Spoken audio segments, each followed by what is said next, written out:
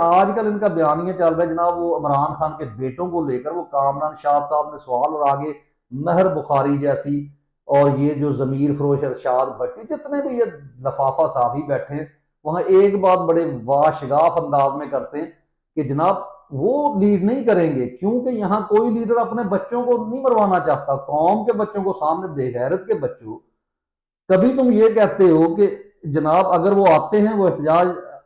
Lead کریں گے تو یہ کیا کہیں گے؟ یہ کہیں گے جناب وہی ماروسی سیاست۔ یہ باتیں جو ہیں،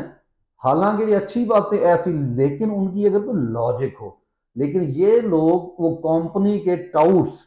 صرف کمپنی کے بیانیے کو تقویت دیتے ہوئے کہتے ہیں، حالانکہ ان کو پتا ہونا چاہیے کہ عمران خان کے بیٹے جو ہے باہر رہتے ہیں، انہوں نے کبھی آپ کے ملک کے جو ہے وہ طاقت کو انجوائے نہیں کیا، انہوں نے اپنے باپ کے وزیر اعظم ہونے کو انجوائے نہیں کیا۔ یہ تو پہلا وزیر اعظم تھا لیاقت علی خان کے بعد جس نے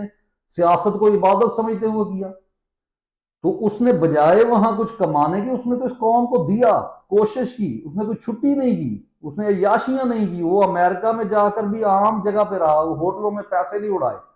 تو اس لیے یہ ساری اچھی اچھی باتیں یہ ڈفر کمپنی جو ان کے ذہنوں میں ڈال دی ہے، اور ان کو یہ بیانیہ صرف تب نظر آتا ہے جب جناب انہوں نے اپنا جھوٹ گھڑنا ہو، تو آپ کسی طرف کھڑے ہو جائیں، یعنی یہ وہ لوگ ہیں۔ اب ایک اور بیانیہ بنایا جا رہا ہے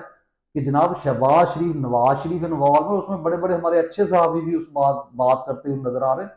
کسی جگہ ایک چیز کو آپ کان کھول کر دماغ کو سمجھیں، سوچیں کہ کسی جگہ پہ کوئی شخص ذمہ دار نہیں ہے سوائے اس کمپنی کے، اس ایسٹ انڈیا کمپنی کے،